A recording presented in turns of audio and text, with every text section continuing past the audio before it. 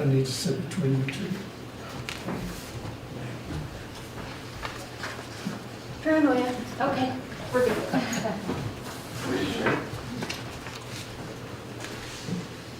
Yeah, that looks good. As soon as our happy mugs show up.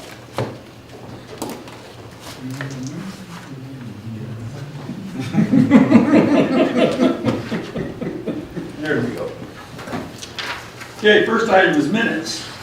Move to approve. Second. I think Russ did the motion, Ken's, or Yeah. Matt seconded. Yes, sir. Okay. Discussion.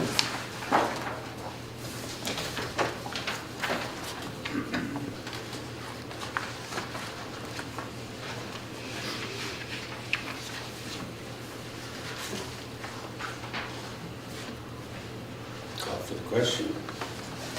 Question has been called for to approve the April 7th, 2021 regular meeting minutes of the City Council. All those in favor say aye. Aye. All those opposed say nay. It is unanimous. Okay, next item, petitions. I don't have any. After that, mayor's report. The first one is, I'm just stating, this does not have to be voted on by the council. This is just, it's me doing this ad hoc committee, and I'm appointing Corey Birkenbuell to it, the Community Affairs Committee. Try to keep him showing some interest and try to get him on there along with everybody else. So.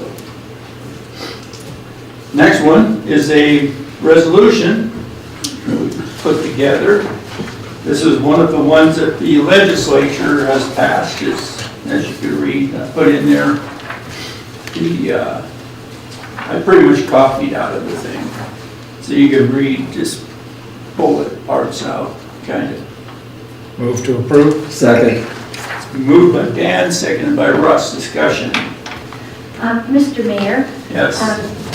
I know that I am not the only one on this council that supports agriculture, which is dependent heavily on people coming from other countries to work.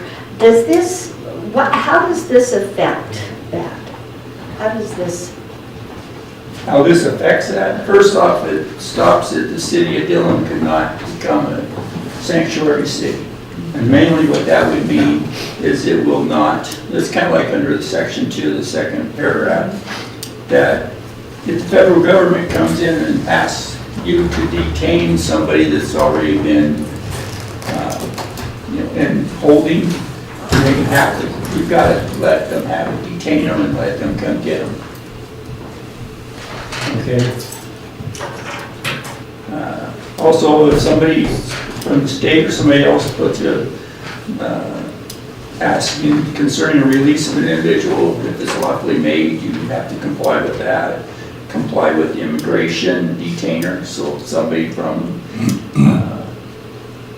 ICE makes a request to have you hold somebody, then you have to comply with it. How does law enforcement think that there will be any significant changes? That's what we do now. I mean, if there's an illegal immigrant that we have, or a criminal illegal immigrant, we arrest them, we do that, and that's what this would continue to do. I think the way I'm looking at it, correct me if I'm wrong here, Jim, as it looks like to me, is a lot of these cities will not follow the federal guidelines and the federal laws and federal rules. And so I think what the city's doing is they're just saying, we're not gonna do that, we're gonna abide by the federal rules on holding people and stuff. So it doesn't change anything for us. It just says that we will continue to do that if something were to impact that. Is that correct, Mayor? That's correct. Okay. Thank you. Call for the question. Yeah. I just had a couple comments. So, number one, about a year ago, I took my birthday off from the city and I was driving to Butte and I get a call and it's one of the jailers and they've got a gentleman picked up with an INS hold that they really wanted. So this does happen. This person was picked up in the city on a misdemeanor DUI and the federal government really wanted this guy. He was a bad actor. So I spent the afternoon on my birthday on my cell phone with the special agent in Billings, trying to figure out how we could accommodate that. So I do want the council to know, and I at least want something on record, that this is something that does and can happen.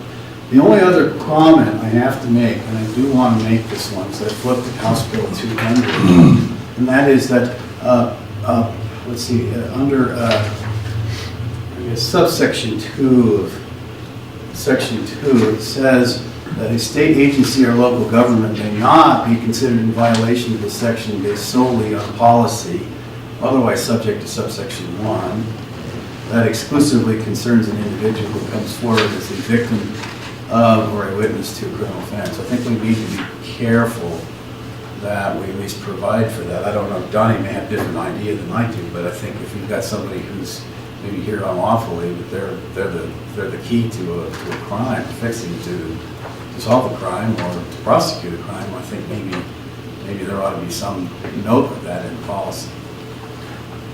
Yeah, I agree with you there. My feeling on that too is if somebody comes, it takes a lot for ICE to come get these people anyway. And so they're usually at the point of releasing them a lot of times too, unless they are the really bad actors or they are commissioned up. And we can talk to them about those kind of things. So it's not imperative that they're arrested and shipped off. It's up to the federal government and the federal law enforcement. I believe that's exactly what this says, is we'll just respond to the federal government and the way they're dealing with it. We just won't be a city where people can come and feel that they're not going to be, they don't have to worry about law enforcement.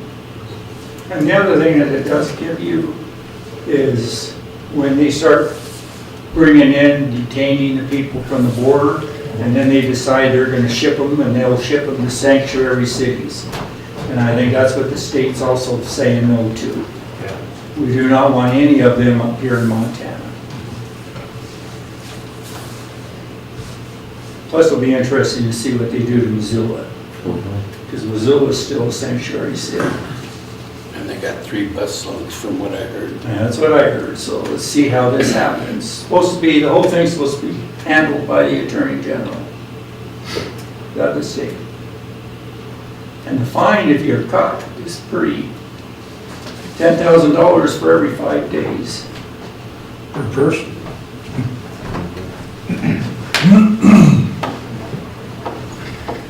And also along with that, you don't get to receive any grants or prioritization at the same time. So any grants you think you might be getting, they'll all go away if they say that you're a sanctuary city.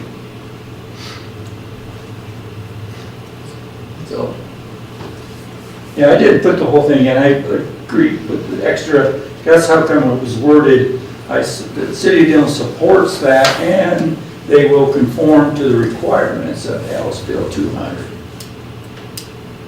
Which, if you're doing it, if you're holding a person for a witness or whatever, you don't do anything with that. Right. So, And it doesn't up our ability to arrest people on charges either. It No. doesn't, no.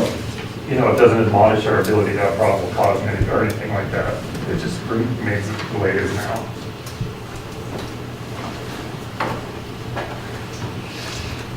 Call for the question.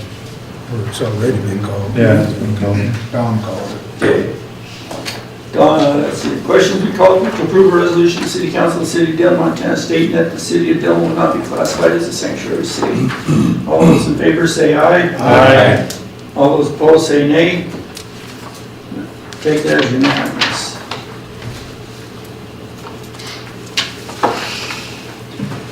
Next one, citizens' request. Hold off for a few minutes in case anybody has a question, just pop in and ask. Mr. Mayor, why is 1180 on here? This sounds like a personal, private property dispute, nothing to do with the city streets. Just Todd would answer it. I know he's been sort of working it. Ms. Berry's concerned about a possible project going next door to her property, and she came in with the complaint. I asked her if she wanted us to remove it. She said no. So it'll stay there until, and the person that's gonna do the project, he's not sure he's gonna do it, go forward with it. Once again, it's two private property owners. It has nothing to do with the city streets, alleys, or infrastructure. I'm wondering why this is on for us. Why it's taking a view of the mayor's sign. She's just concerned, I think, that they follow all the proper procedures to do what they plan on doing. She was But- wondering if they had filed for a zoning compliance certificate and done all their permitting. And- But they haven't even started the project, so it's one of those, I would believe for stormwater control, they don't need any zoning permission for that, I don't believe. no. So I was just surprised that was in here. But that's, I guess it's one of those, the city's on notice, R.A. Miller's on notice. I visited with R.A. Miller, that when the project does begin, and the owner of the property, are all aware of, well, the permission would be needed. That said, the project goes forward. Because they can go forward with whether she likes it or not, that's my point. Correct, yeah, Correct. yeah. So, yeah. Thank you.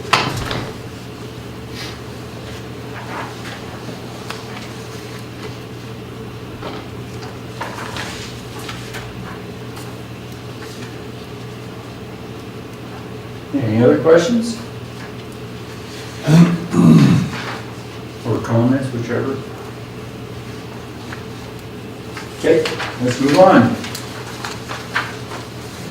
Reports of officers and boards of the city. Library board. I don't see Lori here, so let's have Matt. Yeah, thank you, Mr. Mayor. We did have a meeting, but I don't see any minutes for anybody to approve. Haven't got any extent to it yet. Okay. Not a lot to tell, it's just pretty much status quo going on with the library and what they're doing. Okay, thank you. City Attorney, Mr. Dillon. Well, I don't have a whole lot tonight, other than just the criminal cases that appear to be proceeding as usual. And just been working on the water line project and a few matters for zoning. But the main holdup with the water line is apparently waiting for the Department of Environmental Quality to sign off on the I-15 encroachment permit, which is important to really the matter of emergency because the site title opinion letter, I can't sign it until I get that document in my hand saying that we have legal access and finalized legal access. So I'm hoping that comes with great speed. Agreed, because also along with that is we can't accept a bid. We went out and took bids, we opened them today, but we can't accept them. MDOT can't send off and finalize their requirements, their documents. Everything's on hold for DEQ, who found out a few months ago that it was supposed to be them doing this environmental assessment instead of us. So that threw some wrenches in it. So, okay, anything else? Any questions? Okay. Planning board, Mr. Hand. No meeting or minutes. Zoning, how about Russ? Yeah, thank you, Mr. Mayor. We had meetings, no minutes. That concludes my report. Director of Operations, Mr. Hazelbaker. Thank you, Mr. Mayor. Just a few quick things. We should have our dump truck, Old Yeller, back up and running by the end of the week. This will be a great addition with all the summer projects that will be starting soon. Bathrooms and automated water systems should be starting to get fired up this week and next week. Bus numbers, just to bring that, our bus numbers for last month were 723, which are the highest they've been since last February. So the bus is moving back up to the numbers we like to see, so that's a good thing. Cemetery cleanup, I've seen the announcement that Stacy's put out about cleaning up the cemetery before Memorial Day. So that's coming, and then starting next week, dirt patching will start, hopefully out on Park Street. It's usually our practice area. And then also we'll be attacking frost heaves as part of that whole process. So with that, I'd be happy to answer any questions. Are you still waiting for City of Dillon insignias for the white dump truck? Still waiting for what? Oh, this is, yeah, okay. Okay? Sometimes we don't want to know, we don't want to be identified, but Well, I noticed the folks in the Lake Bureau have been rather heavily patrolling. It wouldn't look good for the city to get benched for a violation like that. okay, thank you. Yeah, we have a couple extra, so we can get those slapped on tomorrow. Yeah.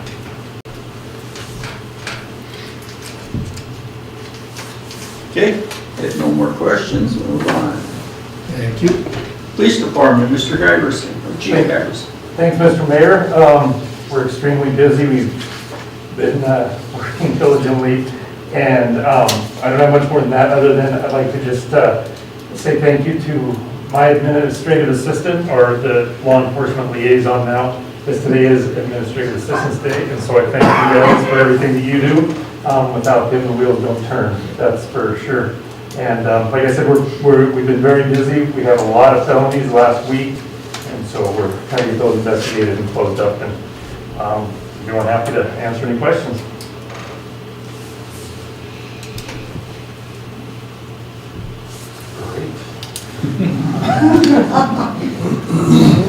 Careful, they might ask questions. Yeah. Okay, we'll move on if no questions. Fire Department, Chief Wilson. Thank you, Mr. Mayor. In your packet, you'll find asking for approval for the city clerk report for the fire hall for March 2021 and approval for the budget versus expenditures for the fire hall of March of 2021. Move to approve. Second.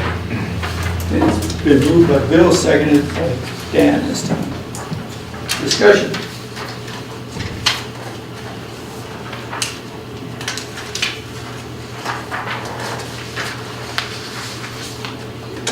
Call for the question.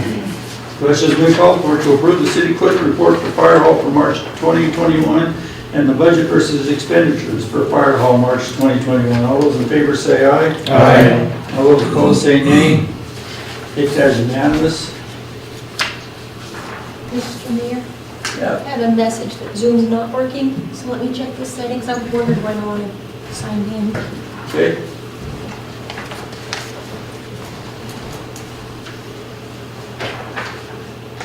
We should be able to just go in and edit it, right? No, I don't think you can just pause it to edit. Let's see. No, okay.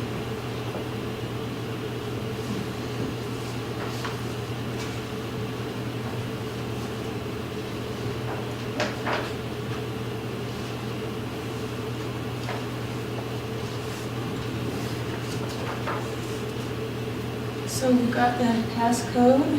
That's the wrong number. Oh, no. Yeah. Our meeting ID checked. The passcode's Oh, sure, how did that get changed? 4204 City Court. or 124245. Yeah. City Now Court that don't changed try. it. Now go down. You got it on it. Maybe well, you might not have to We should be good. for recording. Yeah, that's what happened. They changed it for court, They did it for court. and I didn't notice that that had happened, so.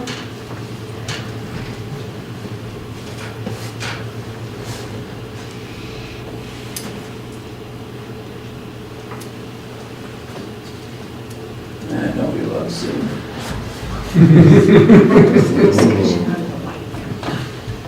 Yeah, I know, that wasn't the statement to Yes, we do. Hey, BJ, I noticed on your workers' compensation allowance about to run out, like the next month we'll clean it out and still putting in the negative. Is there, do we misallocated on that one? I will have to take a look at that and see. I think actually that goes right to Janie. of it's off on the budget some, but in the amending the budget request, I'm not changing that because she can change the line item and we're sitting at 62. And not seeing anything really big coming, you know, so. Yeah, I just noticed that's just a red flag to me. Yeah. And I really don't know how these things, I go through and I'm spot on some, and then some others, I'm not spot on. And it's the same calculations, I have no clue why it's not working. Ghost, it's a ghost. Okay, that's one of the things. Thank you. We have had, so far in the month of April, we've had 17 calls, which is basically above our annual average. I'm thinking we're going to be up at least 30, if not 50% of the calls for 2021. Is that because you're responding to all the vehicle accidents now? No, we've been responding to all the vehicle accidents for 10 plus years. There's just more going on. There's more accidents, there's more fires, there's more everything. So it's just, with the influx of people and the interstates getting busier and things like that, I expect it to continue to rise. But the city of Dillon's been doing pretty good though, right? Yep. I mean, there's been probably some calls, but most of them have been out. Right, yeah, interstates or Field fires. grass fires Yeah. or house fires outside of town, stuff like that, so. Any other questions for me? Thank you.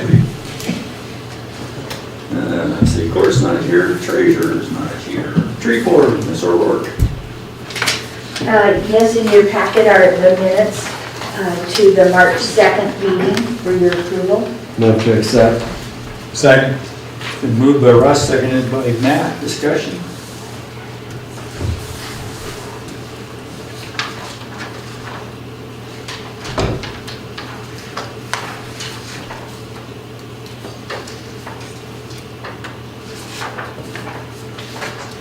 Call for the question. Question's been called for to accept the March 2nd, 2021 meeting minutes of the tree board. All those in favor say aye. Aye. All those opposed say nay. I take that as unanimous. Anything else? It's easy to report that in the last week, we've had 3 work sessions for Swenson Way. And that was after the city crew very kindly removed the trees and the bushes, the overgrown trees and bushes. So then the tree board went in, and with the help of the Montana Youth Challenge cadets on one day and the basketball players on 2 other work sessions, we were able to remove the rock mulch, and now the beds are ready to have Billy Allen and Allen Landscape put in the upgraded irrigation system and some new topsoil. And we expect that by the middle of May, we will be having another work session with the high school, with a couple of groups from the high school, and we'll lay the sod. And then and we will plant the trees, probably before we lay the sod. We're going to plant, I'm trying to remember, like 8 new trees or 9 new trees.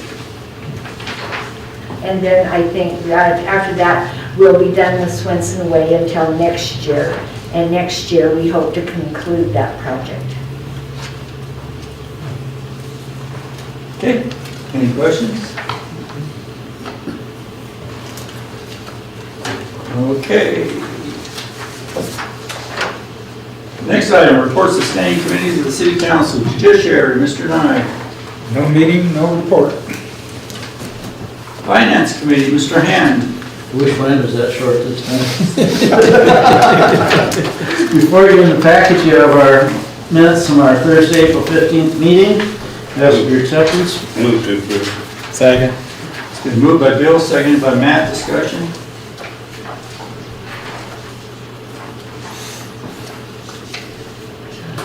Call for a question. Question's been called for to approve the April 15, 2021 meeting minutes of the Finance Committee. All those in favor say aye. Aye. All those opposed say nay. And take that as unanimous. I would assume that all the council members have had a chance to look through this long-winded adventure in front of you. When I see there's an update sheet, I assume got handed out today with Yes. the projects. Basically what happens is we've got some COVID money we need to spend or send back or something equally onerous. So that's why we attempted to parcel that around and whatever do the most good. There's lots of projects out there that could be spent on, and we tried to kind of spread it around. Mr. Mayor, would you like to address the updates on this handout sheet, please? Yeah, what the update was is, this has to do with the CARES money, which is a reimbursement for the police.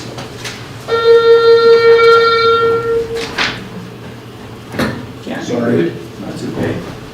And I screwed up one of the few times. Okay, I do maybe more than a few, but I put down, I was thinking the county was gonna give us 172,000. They ended up giving us 102, and I checked them, and they actually were correct, I was wrong. So I went through and corrected how much that we got under, this is the part, if you guys want, there's a copy up here, you want to follow through, if you care about it. I went and corrected under dispatch, that was the part the county gave us. So really what we received is $82,000 for a total of $513,614. So it was about 60,000 areas, about 65, 70,000 less. Okay, on that. Now some of it, this is not the total that we got from the CARES Act. This is all that was in the general fund. What's also the police levy got jumped. They got about 126,000. Okay, because they paid for all this, they got, of course, 2/10 of the police was out of the police levy. Dispatch, they paid 2/10 of the dispatch. You know, so that's why they got 2/10 back of what was total. But what I showed here was the general fund, the money that we got for the general fund. And so with that, since we got less money coming in, I went through and cut some, a little bit. At least that's what I recommend to you guys, to change the budget to go in for the CARES Act section of it. And on that, these are the projects that I was recommending to get done, but with 513,000 instead of 560, something like that.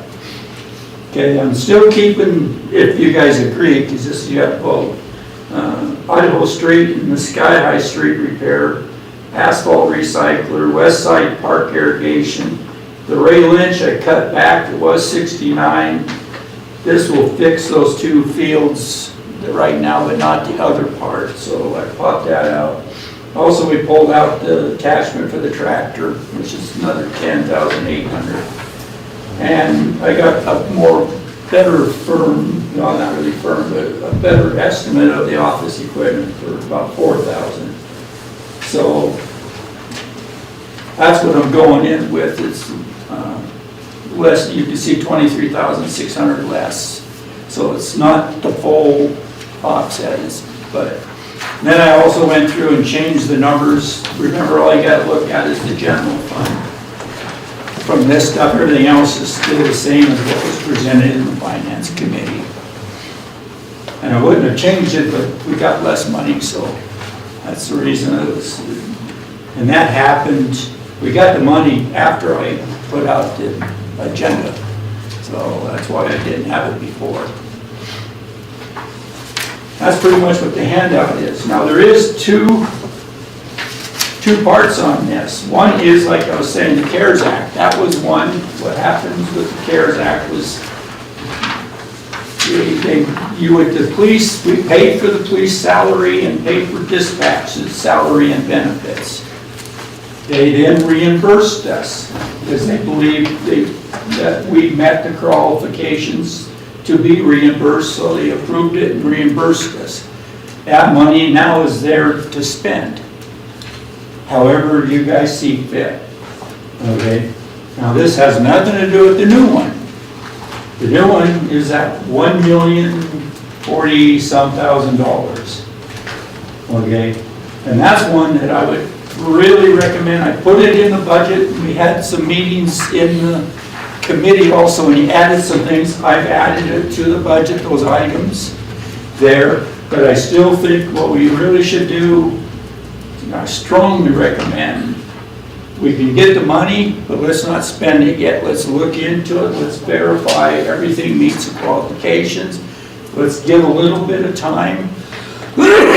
Also, to wait, because the way this is set up, and this is what really makes me nervous about it, it's set up that you do the project, the council will decide if they believe it meets the qualifications. You do the project, and then you hand in a request to get the money. Or that, not to get the money, but yeah, to get the money. Or, yeah, it's okay to have it spent. Okay, if the Department of Treasury, the federal one, says no, they disagree, you have to pay the money back. Even though the project's done, the money has to go back. Okay, so, and I'm hoping that they'll come out sooner, so to decide on what would be allowable, what's not. I'm hoping they come back with a, a procedure that will allow us to put in saying, hey, we want to do this. Do you agree? You know, and then off we go doing those things. Plus, I think really what we should do also is, I mean, we did start, it was like I was saying at the beginning, we got a few projects. Let's still wait and see if there's any other projects out there to be done, you know, that might make even more sense. I'm not saying these aren't great projects. There might be some other ones that might show up, might work. That would even be better to have, you know, or we can split it up some, spend some of the money in one place and partial. Do things. We should really discuss how we're going to use it more. We have the money and it's good to go until 2024. So we don't have to jump on it. And the way I see it happening, even though the House passed the House Bill 632, went to the Senate, they discussed it a little bit, but they wanted to change it, sent it back to the House. They didn't really like the change, so now they appointed the committee of the House and the Senate members, you know, and now they're negotiating what's allowed, and then after that, I think if they come up with an agreement, then it goes to the governor for signature with those changes. So it's getting close. Then after they do that, which everybody's telling us that has to be done May 11th, by May 11th, because that's when their session closes. At that point, they have to get the money to us in 30 days. Okay, so we will have the money in hand. Doesn't mean that we have to spend it yet. I would say let's really look into it and let's make a choice, really what's the best projects in here. We have some, I'm not saying that they're bad either, you know. And I'm not saying to go change the budget right now. Mainly the budget allows me to put the money in the bank and say we have it. But let's just wait and see what the Department of Treasury comes back. Just to cover our butts, because I really wouldn't want to have to come up with $400,000, $500,000, $600,000 because they said no. So can I ask you a quick question? You say that you're anticipating getting the money 30 days after May 11th. That is what the National League of Cities and Towns actually has been talking with the Department of Treasury, and now with some of the stuff that they were laying out is what they believe will happen in the law. Okay. And that's for us. Otherwise, May 11th, the state will get their money. Right. And that's that state funds, which is 900 and some million, plus the capital projects, which is 119 million. The counties will get their money, which is 200 and some thousand, 270, 280, somewhere in there, I can't remember. Okay, the municipal cities, which are the ones that are 70 or 75,000 in size, they will get their money all at May 11th. Us, because we're smaller, we have to get our money from the state. So the state will receive, and in 30 days, once they receive the money on May 11th, they have to distribute it all out to the cities. And we're talking about the 1,041,000. That's correct, 1,041. Now, also, I have in the budget that we will apply for the capital project for the water one, okay? So I'm hoping, we projected, let's say, 3.3, I think, or something like that, million to cost for the project. So if we get 1.9 and they pay 1.9, you know, that'll benefit the city still. It's a 1-to-1 match. So the capital projects, and I showed you guys what, now I have not seen the change that the Senate might have done that made the House mad. I have not seen it. Maybe they changed that. Maybe they got rid of the 1-to-1. I haven't had the time to look at that. You know, hopefully they got rid of it versus made it 2-to-1. You know, that would not be good. So, given the fact that if everything comes to fruition the way we are understanding it, 30 days after May 11th, the city should receive 1 million Yes, and some change. that's the way I understand it. And you Well, they have, won't get the whole million because I think half of it is given this year. And next year, the other half. fiscal years or calendar years? Seemed like it was June and September. Or June Yeah. and It's October. about Could be. 6 months in between. Okay. Yeah, So, and the city has till 2024 in which to spend all of said money. right. And if you don't, then it goes back in the fund and the Department of Treasury gets to send it wherever they Since want. the city has 3 years in which to identify what they want to spend that money on, is there any rules from the federal government or state government that would limit or restrict the city from putting that money into some sort of an interest-bearing account? Let me say, I haven't seen anything, and some people have been asking that. And I haven't seen, of course, you gotta remember, the Department of Treasury from the feds really haven't responded a lot. I mean, they've started, but they haven't came back with much. Pretty much, people are believing that, yes, you can put it in interest-bearing accounts. Okay. But if not, we will be spending it. Right, but if you make the decision to work on a particular project and the money is spent and the government, no matter what level, chooses to say, no, that didn't qualify, who then is responsible or what fund is then responsible to eat that? That's where it gets really tough. We have no other fund really set up to pay for it. Yeah, So it has to be general fund. okay, But you don't get to increase your taxes because you're sitting at max. right, So pretty much you would have to cut, let's just say it's $500,000 we gotta pay back. You would have to cut $500,000 from your, or cut stuff that you do, 500,000 of that. And right now, we're expending 1.4 million about, okay? So you'd have to cut back 500 out of that down to 900, or still say 1.5 because you still Right. gotta budget the 500,000 you gotta send Right. back. But that's the only place, and then cuts would have to come from, people would have to go out the door. There's no other way at that point. And that's why I said, let's wait, let's look into projects. I mean, there's some projects out here that you all feel very comfortable that it will meet the requirements. I'm not saying not to do it, right. you know, but I'm saying let's be very careful for sure that it meets the qualifications. Is it set up in a manner in which you can get a definitive response from them before starting the project? And that's what the national leagues of cities and towns are trying to do. Okay. They're going, come on, people. And so is the county, so Yeah. it's not MACO, I can't remember what they call it. They're the national version of MACO, Yeah. you know, Association of County. Because they're under the same requirements, so is the state, you know. So a lot of these capital projects are easy. If the capital projects in the requirements says if you are going to use it for water, sewer, or broadband infrastructure. It's not all, it's not streets.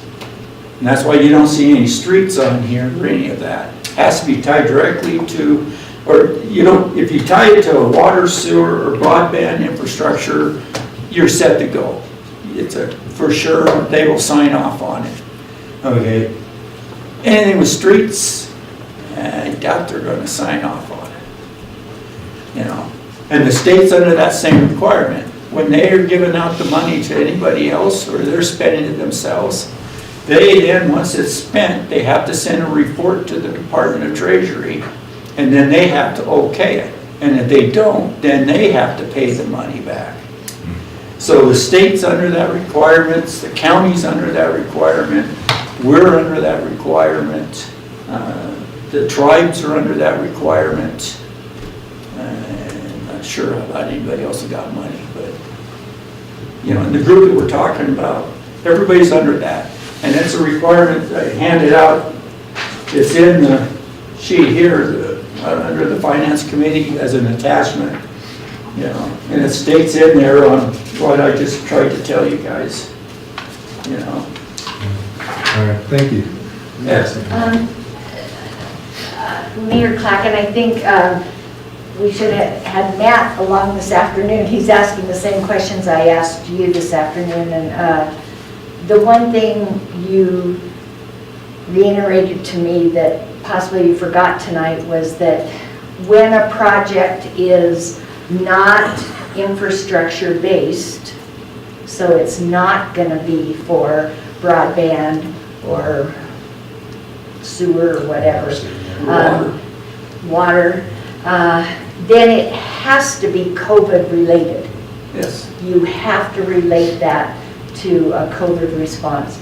And your best bet is to look back at earlier grants or earlier funding mechanisms, whether it's the CARES Act or there's a bunch of other ones to look back at. And if you look at the CARES Act, parks were never approved. Oh, No, they were never in that list. I knew the list, I filled it out. Nowhere in there did it say parks are one that will be reimbursed.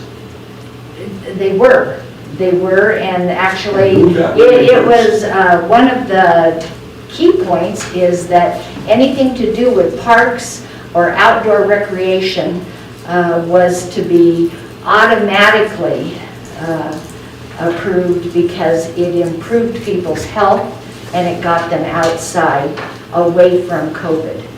Maybe let's say this. If you guys don't believe it, read it.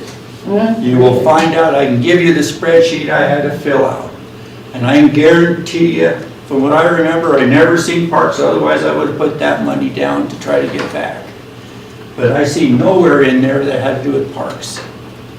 Really. Just saying. Now, if you can show me where it says that you could get the money back for parks. I will say, I think you're looking at the PPP program within COVID. And there were several other programs within COVID. And you're just looking at the PPP. I'm looking at the CARES Act. Right. And the CARES Act, which is what paid a lot of that had nothing to do with parks.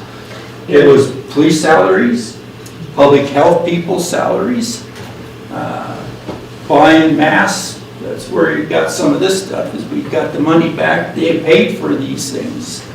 Okay, got all of that from there.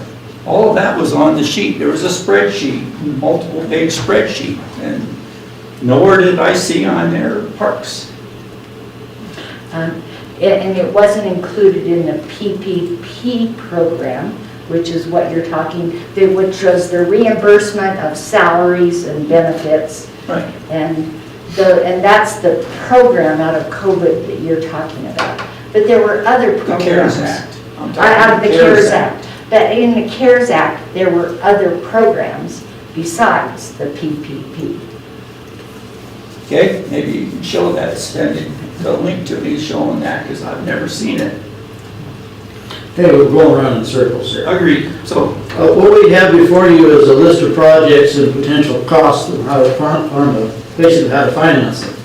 So what I propose the council do is approve the list as it's presently presented, and we just put this in our piggy banks until we get proof that yes, you can spend it for this project. And then after that, it comes back to us and we approve the spending of what we're going to purchase with it. But for now, we just basically piggy bank all this money, so to keep ourselves out of trouble. That seems like the responsible fiscal thing to me to do. I agree, Mr. Ham, that it's better to have really good, solid plans up front, so then you're not modifying and having things cost more money in the end. And I think that as long as we do that with all the projects, that's a really good idea. Well, especially with this, because there's quite such a penalty if we Yeah. don't meet the guidelines. This is definitely a spot where you want to err on the side of caution. I agree. So anyway, there are two projects here that, actually, one project we'd like to fund, mainly because it's coming down the pike relatively soon. If we're going to do it, we need to get in on it. And the second one is to hold a public hearing to consider amending the budget. We need to move on. Did we approve the minutes? I'm sorry. Yes. yeah, it's been approved, we're waiting on item I. Okay, item number, I approve recommendation to spend $78,500 to repair Sky High Street and Walnut Street to Snowcrest Apartments. Their Beaver Pride's going to do their thing, this will leave half of the street unfinished. If we don't, this is a pretty cheap adventure for what they're willing to do and with their equipment they'll have there. There are other streets in town that are in worse shape, and probably a bit more of a need. However, we won't get this golden opportunity again to get that half of the street repaired that cheap again. So I propose we move ahead and ask your acceptance. Move to approve. Second. It's been moved by Russ, seconded by Matt, discussion. Seeing none, we'll call for the question. Question's been called for to approve the recommendation to spend $78,500 to repair Sky High Street from Walnut Street to the Snowcrest Apartments. All those in favor say aye. Aye. All those opposed say nay. I take that as unanimous. Mr. Mayor, do you have to sign a contract with Millers for that? I just have to, yeah, Okay. And this is money that will come from the CARES Act, yes, that's what's on that sheet, so it's not, it's a different one. a different one. Oh, yeah, it's not the American Rescue Plan. Yeah. Okay, the second one is to approve the resolution of intent to hold a public hearing to consider amending the fiscal year budget. I ask for your acceptance and approval. As amended, I As amended, I'm sorry, yes. Move to approve. Second. moved by Dan, seconded by Matt, right? Yep. And the amendment part is what I handed out, we'll amend the budget, or amend the intent, and then we'll send it out for notice. And next meeting, May 5th, we'll have the public hearing, and then the second meeting in May, we'll have the vote for the amending the budget. This is not on how to spend the money. I mean, for the American Rescue Plan money. This is just amending the budget. There's a few other items in there that I went through the list on, like what Don caught, that you're getting close. I went through the whole budget and seeing if there's any that was out that needed to be adjusted, because the other money's close also. And I put them in the list too. And that was on that's in the handout. Now, the handout, the resolution is all the ones I found, along with the CARES Act and American Rescue Plan. Okay. But again, on the American Rescue Plan, all that's there for is have money, so we ought to place a fund number, an account to put the money in. And we'll still Piggy go bank. through a piggy bank.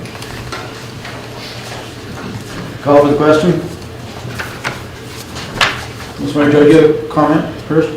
Well, I guess I actually wanted you to comment on, I just have a little bit of an itch about the process. I mean, we went through the process of it going from water and sewer and then to finance committee and then bringing in whatever other projects people wanted to bring in. And it went through the finance committee, and then the finance committee made the recommendation to bring it to city council. And now we're saying, oops, let's stop. So it's almost as if we're not trusting our own committee. Those projects have been vetted. Yeah, but on the other side, I mean, I agree, we should have really, I don't know about the other projects, but I know that the Ivyville project, those numbers are not solid. I mean, we don't have an up-to-the-minute bid from R.E. Miller. So I know, but What you said was Ivyville, the park project. the Ivyville Park project. It's not firm numbers. No, they're not. So I agree that the planning should be a lot tighter on all projects, but I also believe that we have a process that we go through as a council of the way we push projects forward, and this has gone through that process. Basically, we've done pie in the sky. Until we actually can get the funds and say, yes, we can spend them, that's all it's gonna be, no matter what it is. And this is just another example of city government at work. If you don't have the money, you can't spend it. We're not sure the money's gonna be there. You don't really want to spend it unless you want to pay it back. And that's where we're sitting right now, I believe. And plus, we went, it was presented to the street and alley, it was presented to the parks, it then was presented to the finance committee, and now it's here. So, again, it's getting kind of tiring that you're saying I'm not going through the right process. No, we have gone through the correct process. That's what I'm saying, is we have gone through the correct process. So if in June, we receive our first half of our $1,041,300, do we then, does that mean that the Ivyville Park renovation project or the City Hall renovation project or the, the firemen and their apparatus project, do we go forward at that point? We'll have to see which ones we actually have funds that we can do and then move ahead that way. Once again, from a fiscally responsible position. And I'd say you really should, fiscally, it's way more, makes sense to just wait and see what will be allowed. Yeah, Especially when you have till 24. So you have until December 31st, 2024. I'm just saying, So we let's don't allow not, any projects at all? Well, we don't not have for the money. American Rescue right now. Now, if I'm hoping, and from what I've been talking to everybody at the state, which I'm not saying I talk to everybody in the state, okay? Everybody's nervous. I talk to the county, they're all nervous about this. Because it's so easy to lose and put your city in bankruptcy, or close to it. I mean, you really hurt it by going too fast without knowing what will be allowed. And I'm disagreeing. I do not believe parks are allowed for American Rescue Plan unless you tie it directly in with an argument for COVID. Or there's some other requirements too. Read the law. That's there. It's not much, and I have it if you want. I can email it out to everybody if you guys want. This is the actual federal law that has it all tied in. We only are under one section of it. But we're in like the 9,000 section, or, I know, I think they called it, oh, it's at the end, where we always put cities. So, but it has a list, also that list is in here too, if you read, you know, which one, on that, under the finance, you know. What should my city do while we wait for more guidance? Assess government operations and community needs to develop a plan for recovery. That's pretty much implying that you should be waiting and looking into what will work with COVID, what's the best. And again, I'm not saying none of these aren't good projects. We gotta look for sure that they are okay, you know. You know, you get to know the needs, all that, solicit input, and we've done some of that, but we really should do more than that. You know, but you gotta get, the sooner that you develop a recovery plan, the faster you can get people back to work, stabilize your operations, and support those most impacted by COVID-19.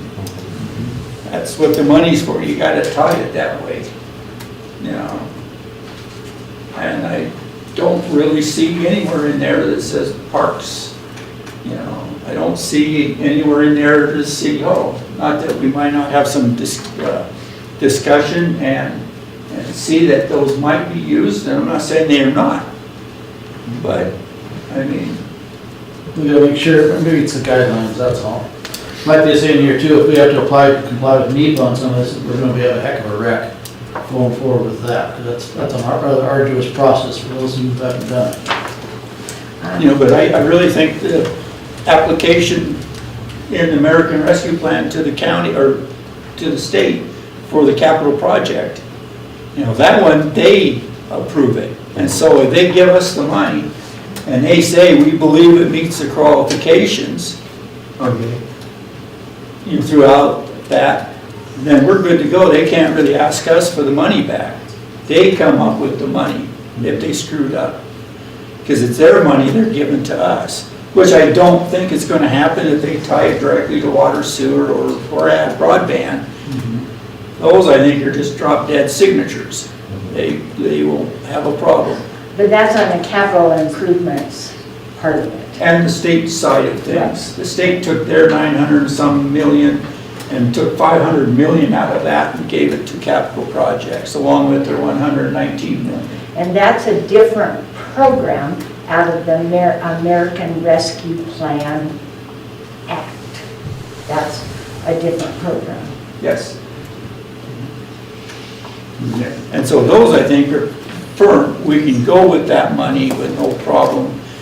You know, the kicker though is they won't award that money until October. And you got a lot of stuff you got to go through. You got to put it together, show them what you're going to do, present it to the committee that's going to be formed. That's if the law hasn't changed, okay? And then they get together with the meeting. I think they have a public hearing. Then they award it in October. That's assuming you apply right at the day one, you know. And that would be the plan. I would be trying and have the paperwork all ready to go to ask for that. So. And Mr. Mayor, wouldn't it behoove us to work with our legislative folks, both Mr. Wellborn and Mr. Welch on that? Truthfully, I think the time's almost over for those two, unless one of those two or both are on the committee. Yeah. But then I'm not sure if they feel comfortable talking to them. You know.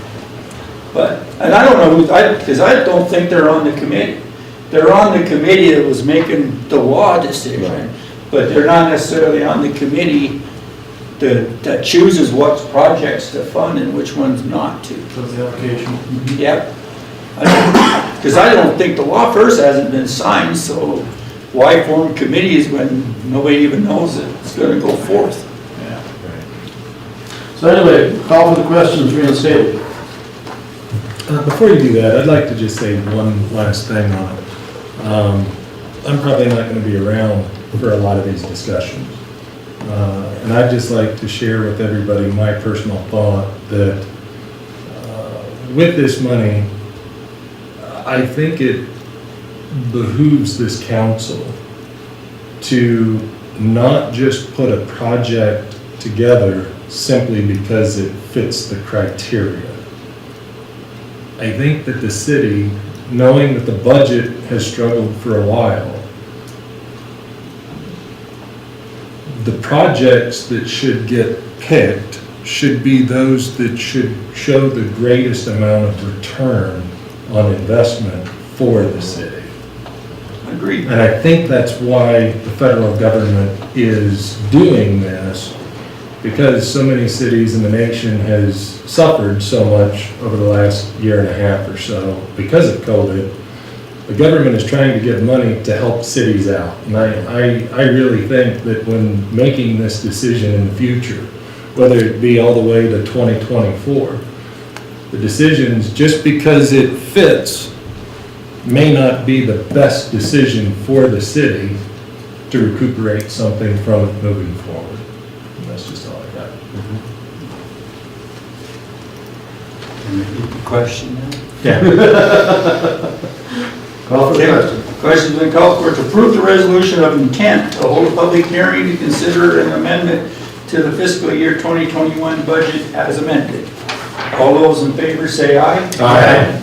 All those opposed say nay. I take that as unanimous. Thank you. Thank you, guys. Fire and Order Committee, Mr. Schaefer. No meeting, no report? Health and Welfare, Mr. Schwann. No meeting, no report. Cemetery Committee, Mr. Kenworthy. No meeting, no report. Parks Committee, Mr. Work. I think we meet, Next Wednesday, isn't it? yeah, next Wednesday. With no report? No, Yeah. City Hall, Mr. Graham. No meeting, no report. Street and Alley Committee, Mr. Nye. Yes, before you, you have the minutes for April 5th. Ask for your approval. Move to approve. Second. Been moved by Russ, seconded by Matt, was that correct? Yep, right. Discussion. Call for the question. Question's been called for to approve the April 5th, 2021 meeting minutes of the Street and Alley Committee. All those in favor say aye. Aye. All those opposed say nay.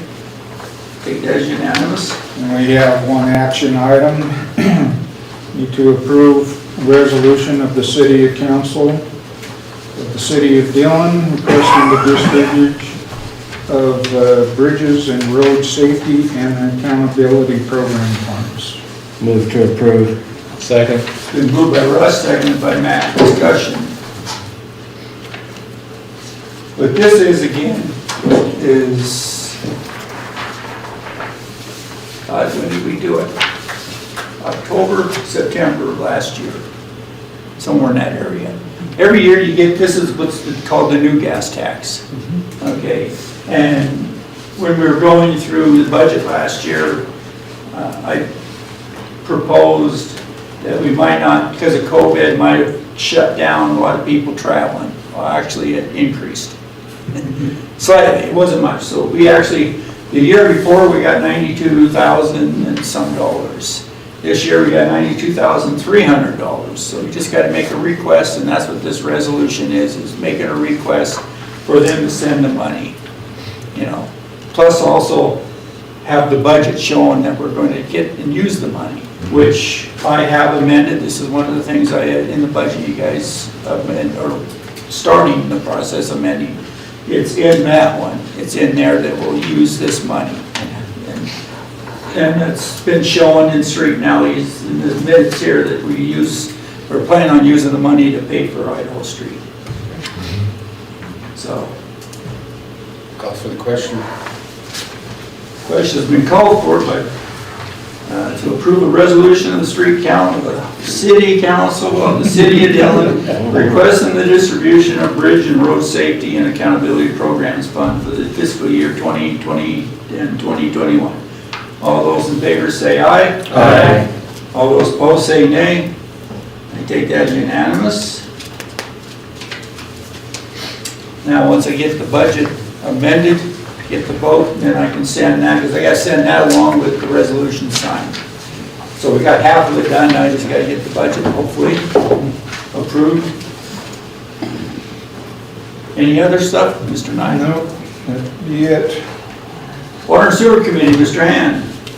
It's me again, Margaret. In your package, you'll find we have the meeting minutes from April 13th, 2021. I ask your acceptance. Move to approve. Second. Been moved by Russ, second by Dan, discussion. Call for question. Question's been called for to approve the April 13th, 2021 meeting minutes of the Water and Sewer Committee. All those in favor say aye. Aye. All those opposed say nay. I take that as unanimous. We have two action items we request permission to do. First is to approve the recommendation to share $380 at the cost of repairs to Petticare's curb stop. There was some miscommunication sometime in the past. The curb stop was supposed to have been shut off due to mechanical failure. It wasn't able to be done. Since then, she's had some water leak and there were some damages, so we opted to split the cost with her because we felt some of it was our fault, some of it was hers. Anyway, our side is $380. Move to approve. Second. It's been moved by Russ, seconded by Matt, discussion. Yes, Mr. Mayor, I spoke to this at that meeting, and I'm going to speak again. Both of these cases were clear cases that were the customer's responsibility. If there wasn't any question, the city had done everything right. These were responsibility of that particular property owner. And that if we are going to forgive these bills, we should make some kind of policy that is equal for everyone. We're either going to cover everybody at the 50% level, or no, everyone at the 100% level. We shouldn't be covering right-handed people at one level and left-handed people at another level. And that's what is occurring. So I just have a real problem. I mean, I stood up and said, I am cheap. I would have everybody pay their own bill. But if we are going to be compassionate and cover people, let's cover everyone at the same percentage amount. Let's not cover males at one percentage and females at another. I don't disagree with that, and we worked very hard to avoid that. We have a Both of very these good cases are example different. tonight. Both of these are two different cases, though. They're not one and the same. You can't paint them with the same brush. Yes, you can. They're both customer responsibilities. Everything was done correctly by the city. The customers recognize that they are responsible for the fees and the payments. They are just asking for leniency. On one, I think because of his service in the National Guard, we covered 100%. And on another one, who is simply a taxpayer, we covered her at 50%. Okay. The one before you right now, it was felt that the city was possibly amiss. We didn't quite do what we should have done. In theory, there could be a rather large insurance claim come back to compete against this. So by doing this agreement, it saved both sides money and time. The city, I mean, the workers for the city that stood up there and talked to you told you exactly what they did, and they did everything correctly. They didn't document it, they can't prove it.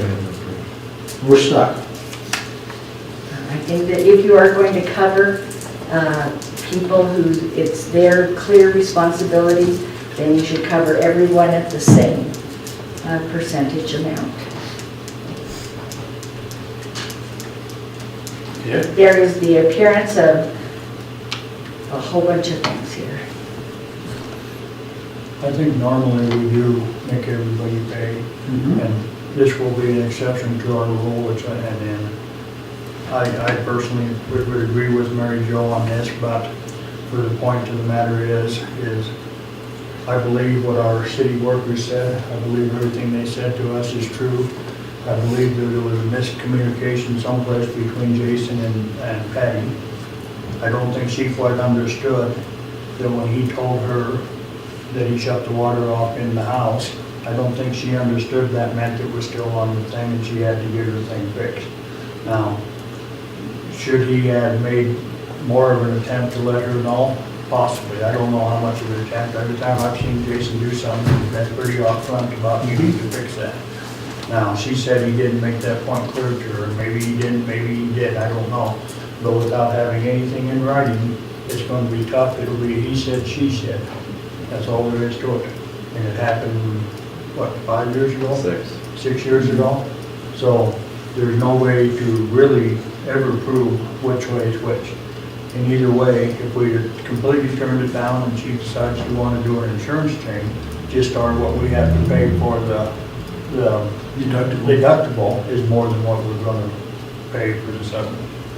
So I think in that, and the water department has already took steps to eliminate this problem. They're going to make everybody sign a form now.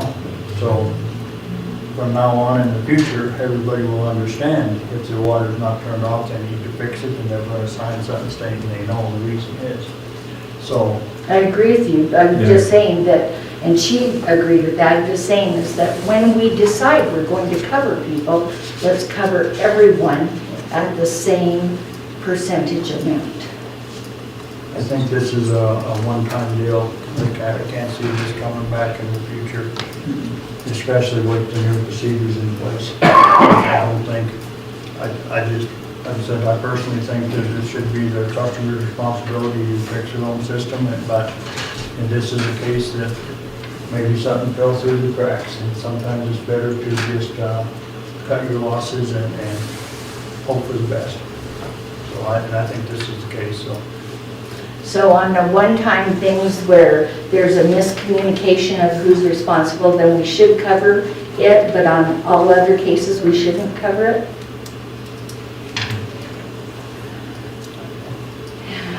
You know, I think if You have to you got it treat in people the writing, that same. helps.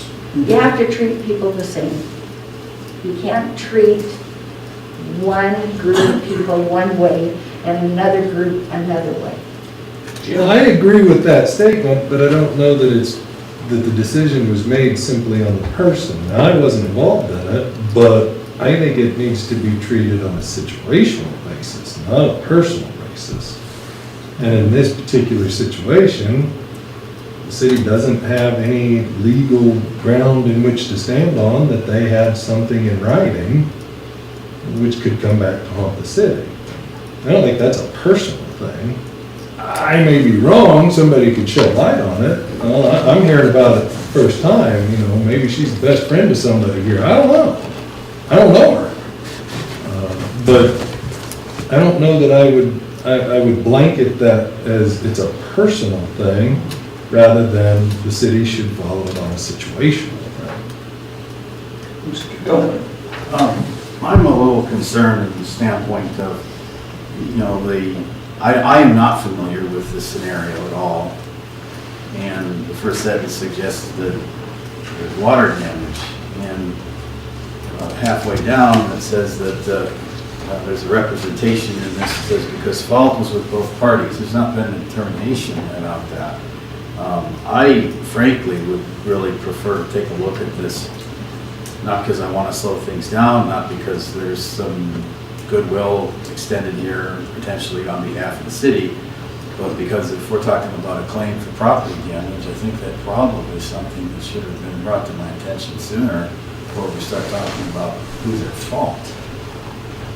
So it's just a little concern that I have. You're free to do what you like. I've said my 4 cents.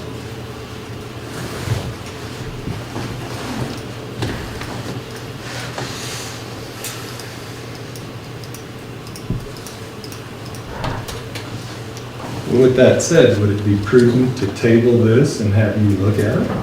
I wouldn't mind that, quite frankly. And I'd make a motion that we table this and turn it over to Mr. Dillon to have a look at it before council makes a decision. Second that.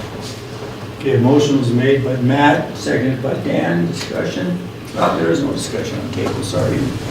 All those in favor of tabling the recommendation to share the $380 of the cost of repairs to Petticoater's curb stop, and we'll send it to Mr. Dolan. All those in favor say aye. Aye. All those opposed say nay. I take that unanimous to table. The second item is to approve recommendation to adjust Marcus Osborne's water bill by $420.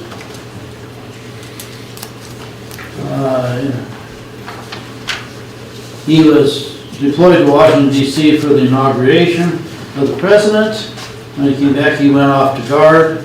He had a leak in his water and ran up a $440 bill, if my memory serves me correct. $485, I guess it is. And we looked at it and agreed to perhaps we could refund him $420 for the amount of water that was lost, just because he was doing his duty for the country as a member of the armed services. Actually, Mr. Hand, he reported to us that the leak occurred after he returned from Washington.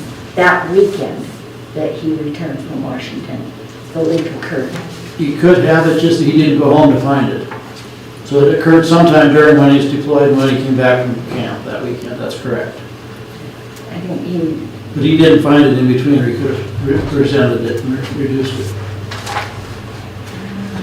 Well, what he said was, upon my return from Washington DC, I went straight to our mandatory National Guard drill in Belgrade. It was during these weeks that the leak had started, unbeknownst to me. That was his words.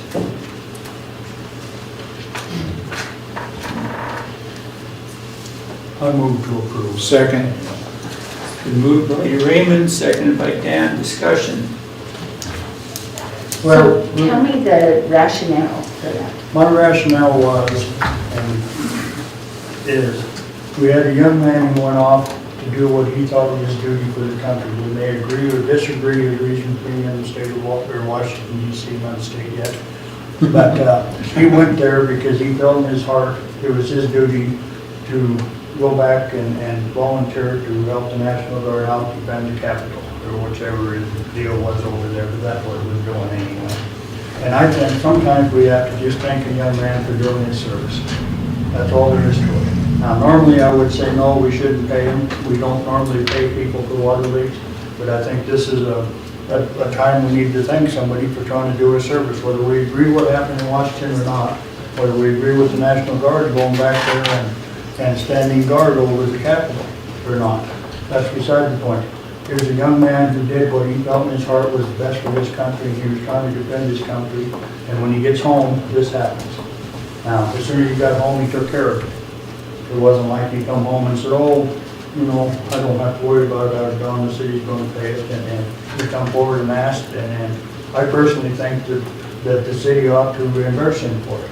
I think any other time, normally when they activate a guard, they actually give you time to do something, but I don't think he had enough time to come and shut his water off. No one's going to expect the cold weather to hit that weekend, and I just think there was a lot of things that happened that weekend that he could not have prepared for. He didn't know was coming, and I honestly think he went back there to do his duty, and I think we ought to thank him for it.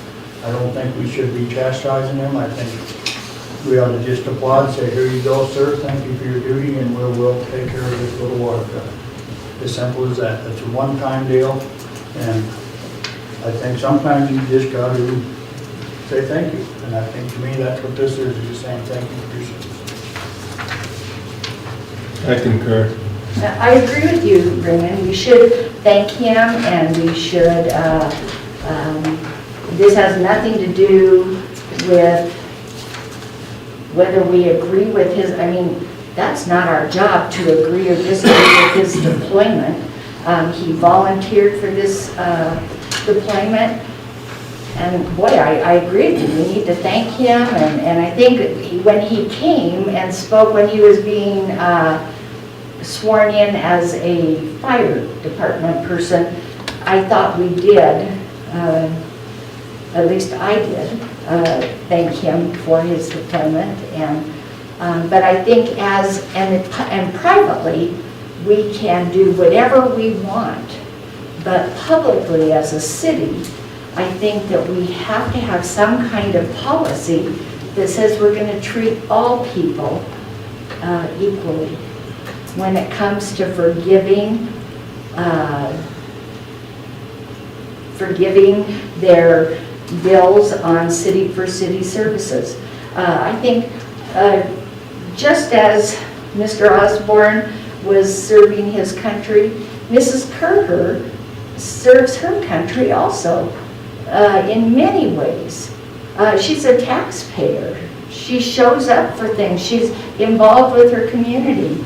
I mean, I don't know, do we have to decide that somebody's a saint before or is that the criteria? I think if somebody's willing to give up their family and whatever else to go off and strap on boots and stand in front of individuals that may threaten harm to them or other people versus just a regular taxpayer, yeah, I'm gonna give my nod to that individual in a situation like that. If I go on vacation and I choose not to turn my water off or I forget to because I was in a hurry, then if my water breaks, my water line, and I come home and I find it, that's really my responsibility. If I'm called up as a National Guard, Army Reservist, active duty, and I have to go to the United States Capitol to thwart something that may or may not happen, and I've got to leave at the spur of the moment, I think certain concessions need to be made. The last thing I want to do is look at that soldier and say, hey, thank you, here's your bill, by the way. It just leaves a bad taste in my mouth, personally. And that's where I want to kind of go back to, you are referring to it as a personal, and I'm referring to it as a situational. He was called upon what we're by saying a is higher that group. if you're serving in the armed forces, we will forgive your bills. If you're not, we won't. I'm not saying that we were forgiving his bills. What we're looking at is forgiving an overusage. He's still responsible for the normal monthly amount. It's the overusage that we're being asked to cover. And in that particular situation, I think it's fair in that situation. Can I interject here real quick? I believe if you'll recall, in the last 12 to 18 months, Mrs. Nancy Johnson came forward with a request. They had an apartment in town, it froze up, and it was $2,400, that's just off the top of my head. It was an exorbitant water bill. The city determined to forgive, I believe it was half of that bill. So I really think you better look at what you're doing, because you're asking because Patty isn't in the military. Well, Nancy Johnson's not in the military either. Right. And the agreement was to cut her some slack. Two completely different scenarios. One is equipment and one is a water usage. I think that's what we gotta do. You can't put an average on, okay, straight across the board, we're gonna cover 50% of your bill. Every situation is different. And you gotta look at them in that order. And I agree with Matt and Raymond both said about Mr. Osborne. That was out of his hands, and he was serving our country as he should. And it's one of those things that happen, and I think we should help him out.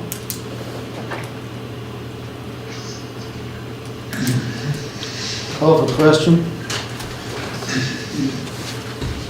Question, we call for to approve the recommendation to adjust Marcus Osborne's water bill by $420. All those in favor say aye. Aye.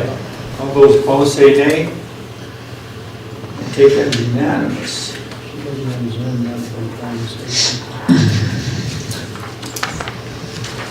See, a person has entered Zoom. Did you want to say something?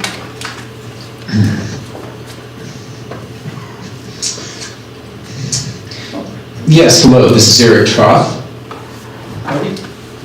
Yes, hello, I'm sorry, I just joined the meeting. I don't know if there's a time when there's a call for any additional business or comments. I'd like to make something during that period. Okay, well, we're almost there. If you want to just wait on, just, is there anything else you want? No, that completes my report, thank you. Okay, thank you. Okay, next item on agenda is public comment on items of significant public interest not on the agenda and within the jurisdiction of the city. That would be your turn now, Mr. Cron. Yes, thank you. So my name is Eric Troth. The owner of the property that I live on is my mother, Martha, and we are at 520.5 East Poindexter Street, so we're on the south side of the college. The concern that I have is that the University of Montana Western has put in a large parking lot on the south side of the center or the Dean of, Dean of Students Center. So there's a garage that they use for washing their vehicles and so forth. They put a parking lot back there. We'll be paving part of it, and part of it is going to be gravel. The concern I have is around drainage. The alleyway on my building, my house is right on the west side of the alley. It has quite a slope to it. So there have been some things put in to address drainage, but when I look at it, I don't think it's necessarily adequate when we have rainstorms. I'm afraid of getting flooded by that. I had a friend who's a professional engineer drive down the alley today and look at it and said, yes, you should definitely be concerned and bring it to the attention of the city that something's going to need to be worked out to mitigate the flooding risk that I'm now facing as we get a large expanse of gravel and non-porous pavement upstream of me. And it's just a fairly steep slope coming down from that property across the alley. It's a couple feet drop. So I think that there could be a significant runoff problem. I'm aware, just talking to construction people over there, that a French drain was put in on the south side of that parking lot, being a pit filled with gravel, supposedly a 5 feet deep trench. I don't know how well that's going to work because there still seems to be enough slope that I'm not sure that drain is going to catch it all. I'm not sure what the jurisdiction is of the campus doing things on their property and how ordinances in the city affect what it does for neighbors and across the alleyway, but it doesn't seem to me that it's been adequately addressed. I know that we haven't been informed about what's going on, and I have a lot of concern when I look out across the alley. Thank you. Eric, have you talked to the college up there yet? I haven't. I called the city last week. I talked to Todd Hazelbaker last Wednesday, the 14th, and I didn't know who the contact was. He said he was going to check on it, but I haven't heard back from him yet. So I understand there's a lot of things to attend to, but I haven't heard anything back. I didn't know the appropriate contact point. I could investigate that on my own, but I'm not sure where the responsibilities lie for me as just a citizen, property owner, or whether the city needs to be addressing that. But I think it's something that will need to be looked into. Where they're at in their construction right now is that they've got the base layers and the gravel laid. It's been graded and it's been packed down with a roller, and they're going to be paving an area that is going to be extending 30 feet to the east of that building. So when you add the width of the building, they're paving on either the north or south side of that. We're talking an expanse of like 50 feet deep by perhaps, I don't know if it's quite 100 feet long, but it's a relatively large expanse of pavement. And unless that grade is really, well done, there's going to be some runoff from that. the state environmental laws require everyone to be responsible for their own runoff. And that supersedes whatever the college seems to think they can do. That's a state law that would take effect there. So you would actually have a claim there against the college if that's the case using state environmental law. That would probably be the best thing, but go talk to whoever replaced Mr. Cottom up there at the college. It's Mr. Brown. I've reached out to him, but have not heard back from him. Okay, well, perhaps if Eric stops over and knocks on the door, they might talk to him. But that would probably be the best thing, because is that a city alley, Mr. Mayor? Do you remember? No. So it's private, so we really don't have much say in it, to the best of my knowledge. Unless Mr. Nye knows something different from streets and alleys. So that would be the tack that I think I would take if I was you. I talk to them first, make them aware that you have a concern, and if it fled you, that you'll be checking with them again. And who exactly should I be looking for now? What are they calling him up there? Mr. Brown? It's Mr. Brown, it's Mike Brown. Is the gentleman's name. Okay. Eric is brand And new. the title or office is? Facilities. Facilities Director. Facilities Director. Yeah. And to clarify what I think I just heard you say, the alley is not owned by the city? I don't believe we have an alley there, no. Okay, yeah, and so we're all on the same page. Yeah, this is the one, it's between the Dina Student Center and the Equestrian Center, running off of Poindexter Street to the south. Right. I think I know what you're talking about. We do have a street still there. That's the one that runs in front of your house. or your Yeah, the mother's house. abandoned Dakota Street is on Right, the that's on the other side, but I don't believe that's university property, so it's not really a city alley that I remember nor seen. Yeah. Maybe Mr. Hazel No, that's Baker. right. Yeah, it does have a sewer going down from the city, and I know that the city bored bored a hole through longitudinally on the alley to put in cable a couple of years ago for their internet service at the campus. So I don't, again, just clarifying the jurisdiction. Well, I don't think we have a sewer line that runs there. There is. It goes down the alley, it goes down the There's- street. No, it Well, was, there's manholes in the Yes. alley. Okay, and we had difficulties because the company that put in that cable hit the line a couple times. well, that's true, that's And right. we spent. Yeah. It was a mess at the end of the, it was a mess at the end of the alley back there. Your city workers spent a lot of time on that one. Yeah, they did, I remember that now.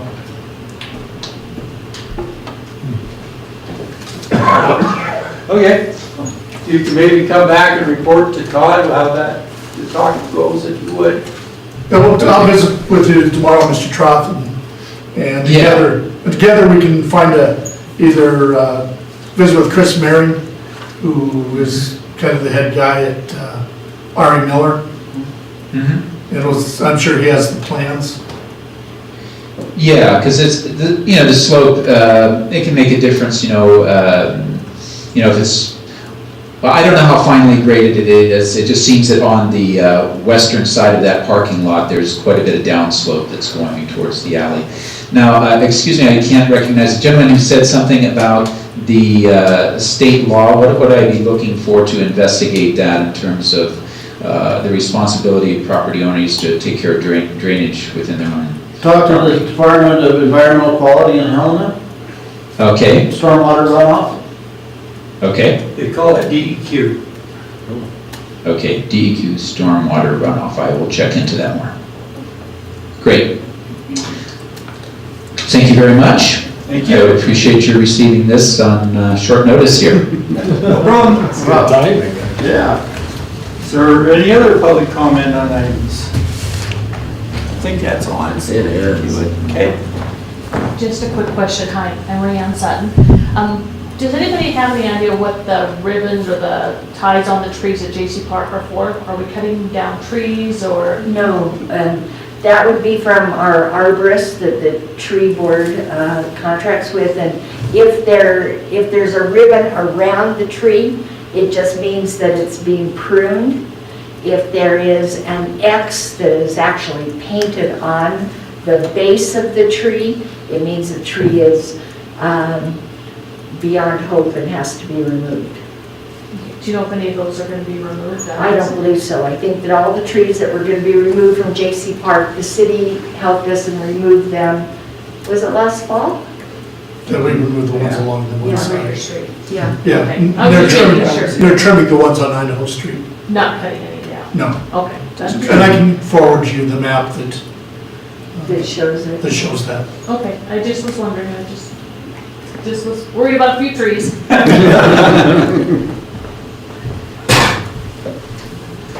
Any other public comment on items of significant public interest on the agenda within jurisdiction of the city? Oh, no. We have 2 employees that are retiring, and so on the 30th, we are having a get-together from 2 to 5 here in this room. So the 2 employees are Diane Armstrong and Rob Dumke. Oh, Rob retired, okay. Yeah, I just wanted to let you know that. Well, Rob's not retiring. He's Well, he's just retiring from He's quit County. He doesn't like He went out to the hospital. Well, on that note, I might as well make it official. Tonight is going to be my last night on city council. I will submit my resignation letter tomorrow to you. Okay. Plan on picking on every one of them in that letter, so be prepared. Okay. No, in all honesty, I've had a lot of fun. I've enjoyed this. I've enjoyed the discussions, the debates, and I really, from the bottom of my heart, I wish all of you the very best in these coming years with the difficulties you got coming down the pipe of decision making.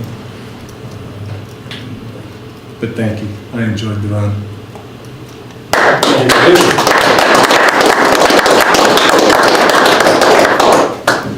And good luck fighting fires and whatever else you deem to be wanting to be done. Thank you. So Matt, do we need to put your name on the cake also? I'll come. Heck yeah. I didn't know there was cake. Yeah. Oh, beverages too. Yeah, why don't you do that? You can do that. With that, I move for adjournment. It's been moved by Don, seconded by Bill, and all those in favor of adjourning, say aye. Aye. All those opposed, say nay.